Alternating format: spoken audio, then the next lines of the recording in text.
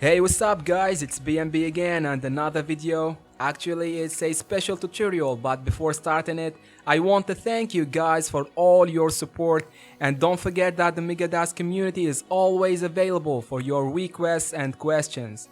In this video, we will solve an existing problem that can face the makers while making them projects, which is the limited number of inputs and outputs pin in any dev board they use, like the Arduino, the STM, the Raspberry and more. So we will make an extension digital I/O module, and I repeat, that's only for digital inputs and outputs. This time we will make a project the way professional makers do.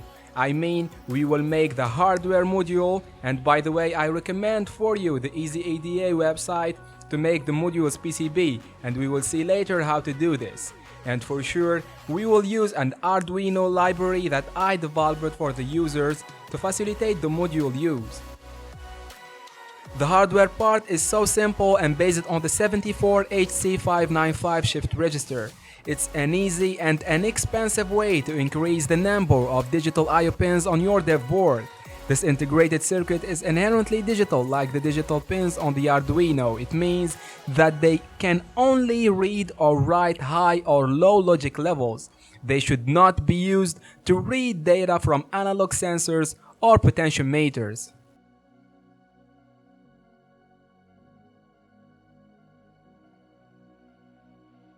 The following figure is the best response. The circuit provides three interfacing pins, which are the shift clock, the latch clock, and the data pin.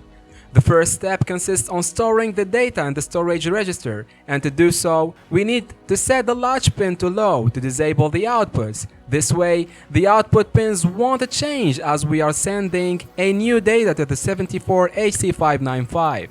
The next step is sending the data bit by bit serially by pulsing the clock pin and sending each byte of new data out to data pin. The last step is setting the latch pin high. This way, the register will update the parallel outputs. I'm just explaining how the shift register operates, but we will not do all this work because we're gonna use the Arduino SPI library to control the whole thing. And don't forget that you will have a library to control the module, and you will find the link to download the library in the description of this video. Just the last information about the shift register: it has 8 parallel outputs and 1 serial output, so if you use more than one shift register, which is the case in our project, just connect all latch clock together and shift clock pins together. But the data pin of your first register will be connected to your Arduino board, and the rest of registers will be connected to each other through the serial output. That means connect the serial output of your first integrated circuit to the data pin of the next shift register, and so. In our module, we will make 16 digital outputs and 16 digital inputs, so we will need 4 shift registers 74HC595 to complete the module. Moving now to the schematic, I highly recommend the easyEDA website to make your PCB. But what is the easyEDA? It's a free electronic design automation community that allows the creation, testing, and editing of schematics and PCBs. So go to your navigator toolbar and just write www.easyEDA.com.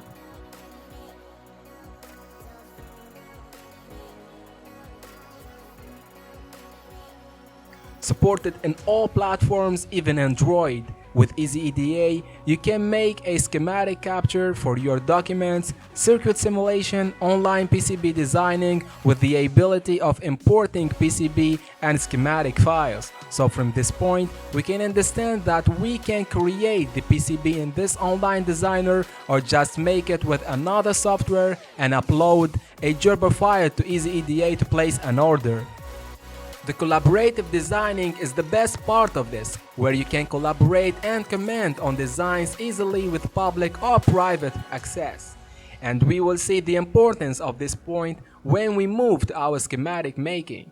The community comes with a perfect cloud development, and this is not all of it. We still have this great Google Chrome extension to keep you updated with all your chatmates and partners' activities.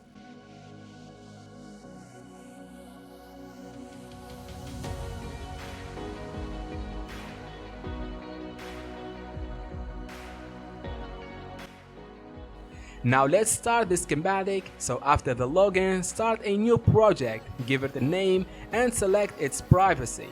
Don't forget that a short description is always good for your partners. Then the auto assistant will guide you to start with the options and tools. We will establish this following circuit, and you can find a download link for all project documents in the description of this video. As you see in the screen, you have a blank conception area where you can drag and drop your components, and you can drag it from the easyEDA libs with the ability to select US or Euro representation.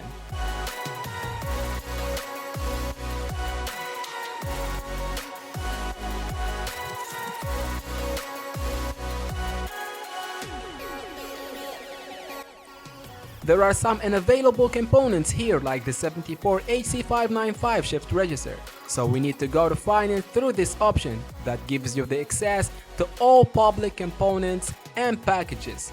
Just write the label and click on search. And here he is, our friend, the 74HC595 circuit. Just click on place and drop it in the black sheet.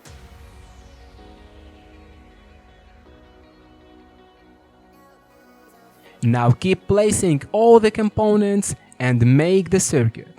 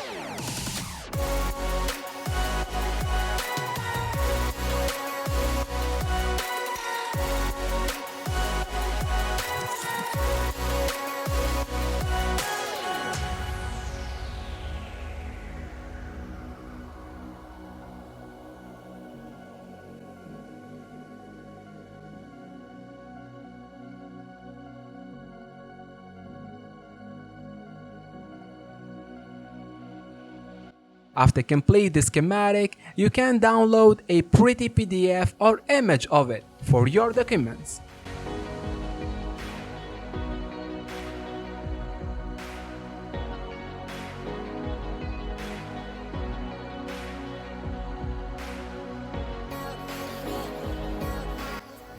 Now let's make the PCB. Just click on convert project to PCB and you will get the appropriate PCB for your circuit. What I really like it in this platform that it arranges the components for you so you can place them the way you want.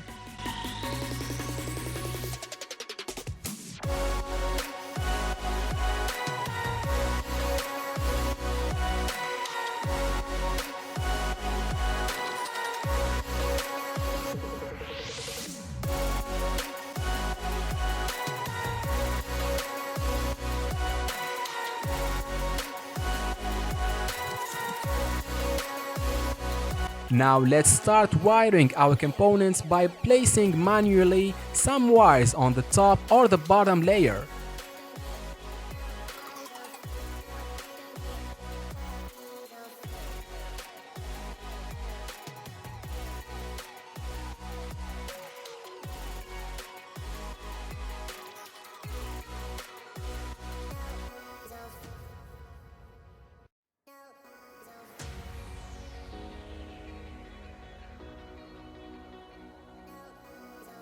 But what if there is a huge number of components of your project?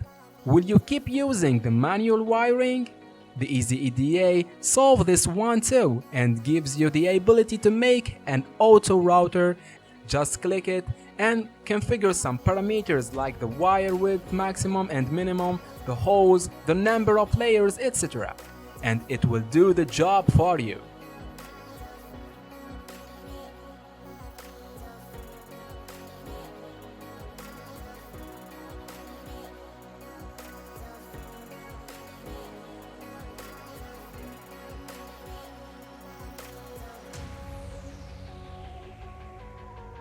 After finishing the router, you can add some options like images and description labels to improve the appearance.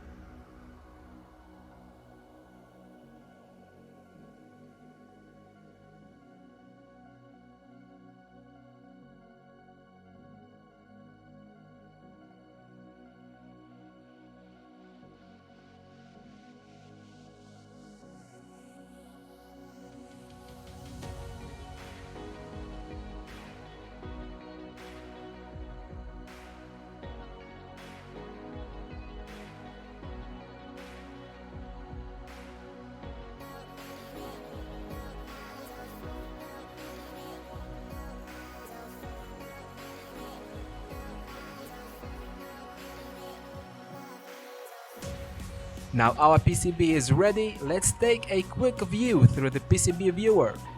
Alright, everything is pretty over there, now let's place an order. So just click on the fabrication output button. A new page will appear where you can download your PCB Gerber file and adjust some PCB parameters like the PCB color, the layer, the quality, etc.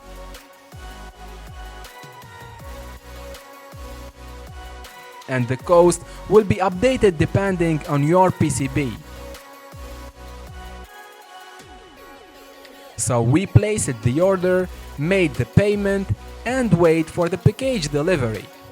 That's it guys for today, and don't miss the second part of the project where I'm gonna show you the PCB that I received and make some tests with the Arduino library that we made.